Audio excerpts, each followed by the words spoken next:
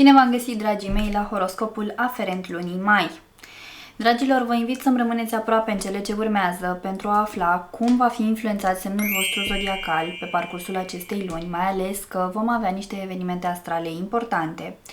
De asemenea, vă reamintesc faptul că acesta este un horoscop general, prin urmare, tratați-l ca atare. Și dacă doriți să aprofundați această parte a vieții voastre, vă invit pe site-ul meu www.terapieprin-astrologie.ro la secțiunea magazin, unde veți găsi toate serviciile astrologice puse la dispoziție de mine pentru voi, astfel încât să putem aprofunda împreună amprenta voastră astrologică. Totodată, dacă vă cunoașteți ascendentul zodiacal sau luna, amplasarea lunii în harta voastră natală, atunci vă sfătuiesc să urmăriți și videourile aferente acestor elemente astrologice, astfel încât să căpătați o imagine cât mai amplă a modului în care această lună vă va influența. Înainte de a începe, doresc să urez la mulți ani tuturor sărbătoriților acestei luni, toate cele bune, multă sănătate și să fiți iubiți, dragii mei! Haideți să începem!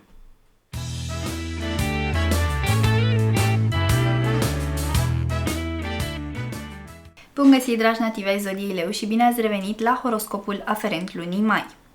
Acest video este pentru toți cei dintre voi care v-ați născut în acest semn zodiacal, dar și pentru cei dintre voi care aveți ascendentul, descendentul, luna, planetele Marte, Venus sau Mercur, dar și unul dintre cele două noduri lunare amplasate în acest semn zodiacal în hărțile voastre natale. Ei bine, după cum bine știți, vom discuta despre începutul, mijlocul și finalul de lună. Pentru voi, luna mai aduce provocări în plan profesional, revelații în plan amoros, dar și noi perspective din punct de vedere al obiectivelor voastre pe termen mediu și lung.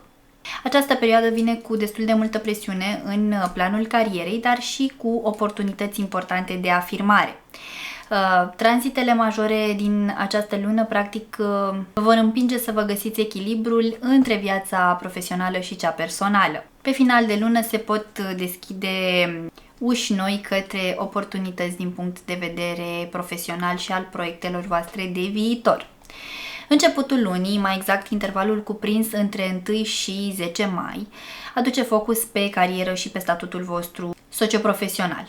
Cu soarele în Taur, aveți ocazia de a fi în lumina reflectoarelor în plan profesional. Este o perioadă în care munca voastră va fi observată și remarcată de către cei din jur, dar și testată. Cu Pluto retrograd în Vărsător, începând cu 4 mai, practic relațiile parteneriale trec printr-un proces de transformare profundă, că vorbim de relații pe termen lung, de căsnicii, de relații profesionale, de colaborare mă refer aici, toate acestea pot trece printr-un proces intens de transformare. Iar cu Mercur în Taur din 10 mai, practic aveți ocazia de a comunica mult mai eficient și mai clar cu superiorii sau colaboratorii voștri. Important este ca pe început de lună să încercați să acceptați responsabilitățile care vin către voi și să nu uitați să vă păstrați autenticitatea și transparența în fața autorității.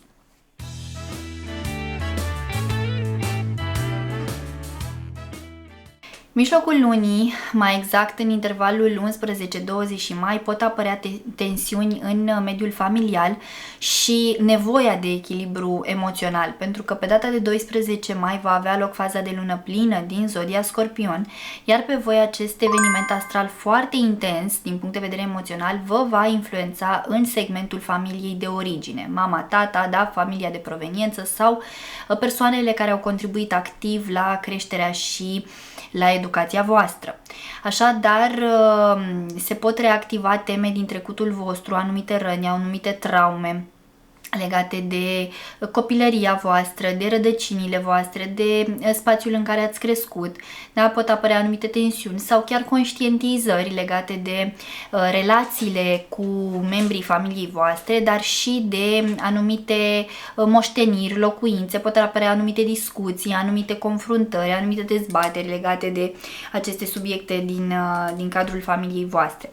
Mare atenție, pentru că acest lucru poate apăsa niște butoane extrem de sensibile în interiorul vostru și puteți avea niște reacții destul de impulsive în raport cu membrii familiei iar acest lucru să ducă către rupturi. Poate că dacă acolo au mocnit foarte multe tensiuni de-a lungul timpului, poate că a venit momentul unei rupturi, chiar dacă vorbim de membrii familiei, fiindcă, nu știu, dacă conștientizați că în atâta timp lucrurile nu s-au schimbat sau relațiile nu s-au îmbunătățit și simțiți că dinspre anumiți membri ai familiei vin energii negative, vin trăiri negative, atunci poate că a venit momentul să puneți punct și să mergeți mai departe. Chiar dacă este poate dureros sau greu de făcut acest lucru, s-ar putea să fie înspre beneficiul vostru.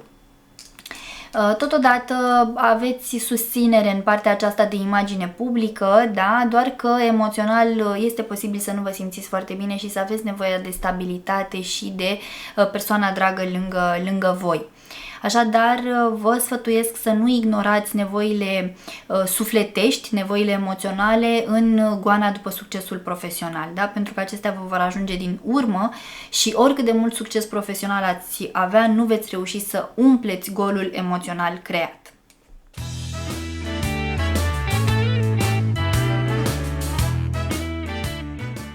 Finalul lunii, mai exact intervalul cuprins între 21 și 31 mai, vine cu responsabilități în planul acesta al dezvoltării voastre personale, al educației, pentru că Soarele și Mercur vor intra în zodia Gemeni. Pentru voi vor fi aduse în prim plan proiectele voastre de viitor, dar și obiectivele voastre pe termen mediu și lung. Da, este o perioadă bună în care să vă regândiți toate aceste lucruri, să veniți cu idei noi, astfel încât să implementați poate un plan de acțiune mult mai solid, astfel încât să reușiți să vă atingeți obiectivele într-un termen pe care vi-l setați și, bineînțeles, să fiți siguri că veți reuși să duceți la bun sfârșit ceea ce vă propuneți. Mai mult decât atât, tot pe final de lună, Saturn, marele profesor din astrologie, va intra în zodia Berbec, iar acest lucru va crea pentru voi oportunitatea unei etape de maturizare în tot ceea ce privește dezvoltarea voastră personală, legătura cu studiile înalte, cu partea aceasta de spiritualitate, credință, convingeri pe care le aveți. Este o perioadă foarte bună în care să vă conectați mai mult la propria voastră persoană, la dezvoltarea voastră, la evoluția voastră, la anumite călătorii cu încărcătură spirituală, da? Este o perioadă foarte interesantă pentru voi și va urma o perioadă foarte interesantă pentru voi cu acest Saturn în Berbec, pentru că veți deveni mai responsabili, mai asumați, mai înțelepți și cumva mai serioși în tot ceea ce faceți, da? Saturn asta face, aduce seriozitate, aduce structură, organizare, așa că este extrem de benefic acest tranzit. Iar tot în acest interval vorbim și despre luna nouă în Gemeni, care oferă șansa poate de a începe un proiect nou în cadrul activității tale profesionale. Da? Poate că beneficiezi de idei noi care ulterior pot fi implementate și pot genera un proiect pentru viitorul tău. Tot pe final de lună are loc și faza de lună nouă din zodia Gemeni, iar acest lucru va aduce posibilitatea de a începe un nou proiect la locul de muncă. Poate aveți anumite idei noi care pot fi implementate sub o formă sau alta, iar acest lucru să genereze un potențial pentru cariera voastră. Așadar, încercați să rămâneți deschiși către noi oportunități din punct de vedere profesional, dar cu condiția de a vă asuma un rol de lider responsabil, da? Care să fie model pentru cei din jur. Bun, dragii mei, acestea sunt informațiile din punct de vedere astrologic pentru voi. Așa cum v-am obișnuit, am să extrag și câteva mesaje de la un mesaj sau mai multe în funcție de cum vor să iasă de la cărțile Oracol.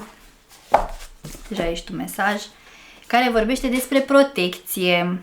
Recuperează-ți puterea personală, taie corzile și regăsește-ți sufletul. Wow! Aici simt ceva karmă.